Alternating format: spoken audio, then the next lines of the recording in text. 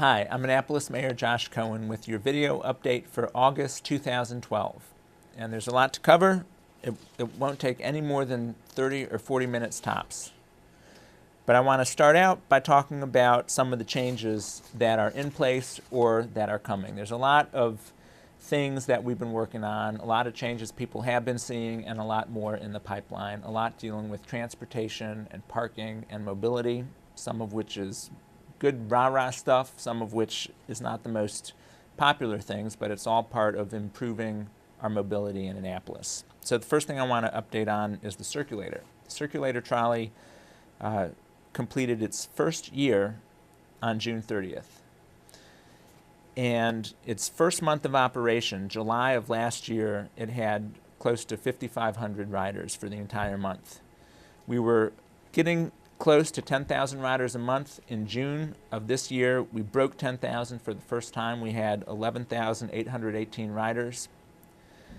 And in July was the 13th month of operation, so it's the first time we actually could compare month-to-month figures from one year to the next, comparing July of 2012 to July of 2011. And July this year, ridership was reported at 14,445 riders, which means the ridership increased 160% from July 2011 to July 2012. So in terms of being able to measure quantifiably, is the Circulator catching on? Is it actually increasing ridership? Results are very positive. Another way to measure whether it's successful is by looking at the occupancy of the garages, because the Circulator can't be looked at just in isolation. It's part of a connected transportation approach by making it easier and more convenient for people to park at some of our outlying garages. And the answer is yes. Garage occupancy is up 12%, and garage revenues are up 10%. Speaking of garages, the city recently contracted with Town Park, which operates locally as Park Annapolis. For the past several weeks, they've been working on garage upgrades at the Hillman Garage. And when it's all done by the end of August, the upgrades will include restrooms that are open to the public. So all you merchants downtown, if people come in and say, can they use your restroom, you can just direct them to the new restrooms at the Hillman Garage. In addition, during the summer months, we've opened up the restrooms at the Harbor Master's office. The garage upgrades will also include a centralized command center for all four garages. It'll include 2 exit lanes onto Gorman Street, and ultimately, in the next several months, the garages will be able to accept online payments for monthly parking passes, as well as have real-time apps that show parking availability in the garages, which is really what we're working towards. And on that point, the city received a $65,000 grant from the Baltimore Metropolitan Council to do a wayfinding signage program. And what that means is the city is going to have an integrated program where there's physical signs that are attractive, that are simple, and really help people navigate around the city much better than they have before, and understand the different neighborhoods and the different districts and the different attractions and where facilities are. But the physical signage program is going to be integrated with an online real-time app that Park Annapolis is developing, working in conjunction with the city. It's going to deal with parking as well as other mobility, getting around types of things. So if you're interested in the wayfinding signage program, it's still in development. Contact the Annapolis Department of Planning and Zoning, which is taking the lead on that for the city. Going back to garages, one of the unpopular things is raising the rates. No one wants to pay more, but I want people to understand the context in which we're raising the rates in the garages. Over the past year or so, we've increased the bus rates from $1 to $1.50 and now to $2. We're also now increasing the garage rates. And the reason behind it is because for the first time ever in this current city budget, the entire Department of Transportation is self-sufficient fiscally. It receives a lot of subsidies from the feds and outside grants, but in terms of overall taxpayer dollars from the city of Annapolis, for the first time, no property taxes, no general fund dollars are going to subsidize the transportation operations, which is huge because transportation is always, it always costs money, even in the most well-run, highly used transportation departments. So between the outside grants that we receive, parking garage fees, parking meter fees, parking tickets, bus fares, all of this stuff together is allowing the transportation department to be fiscally self-sufficient. And even though we're raising the garage rates, we're still doing it in a way that reflects market demand, where the garage with the highest demand, Hillman, is going to be the most expensive. It's moving from $16 a day to $20 a day. Gott's Court is moving from $10 to $15 a day, and Knighton and Park Place are moving from $5 to $10 a day. But that is the daily maximum rate. If you're just coming to town for a few hours, it's less expensive than that. And as always, if you're a city residents get to park for free for 2 hours at all 4 of the garages. Speaking of unpopular things, I want to talk about our bus shelters.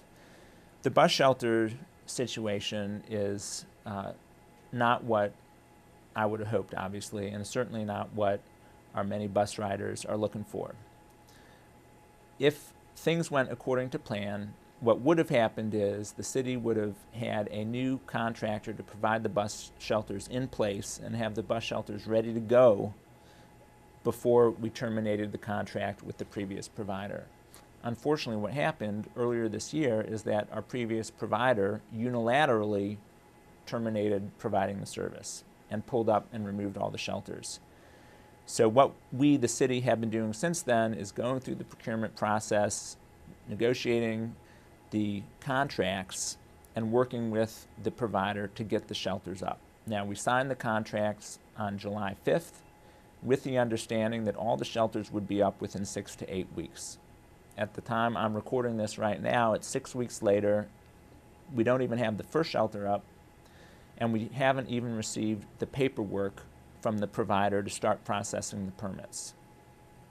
So we are pushing, we are working with them to get the information in, but it is unacceptable, and our bus riders deserve better. So we're working on it, but to a large extent, it's out of our hands because we're counting on this provider to get them in. I want to shift gears for the final bit of this update and talk about safety. 2 things: speed cameras as well as our fire department insurance rating. So with speed cameras, school is starting up again, and one of the biggest safety complaints that I hear and that all the persons hear has to do with kids walking to school. Annapolis is a very pedestrian-friendly town, and in a lot of our elementary and junior high schools, kids walk to school, and we get lots of complaints from parents about speeding. So earlier this year, the City Council unanimously voted to authorize speed cameras in school zones according to enabling legislation passed by the State General Assembly. Speed cameras are becoming much more prevalent throughout the state and the country. Annapolis has had red light cameras for a number of years, but this is the first time we're doing speed cameras.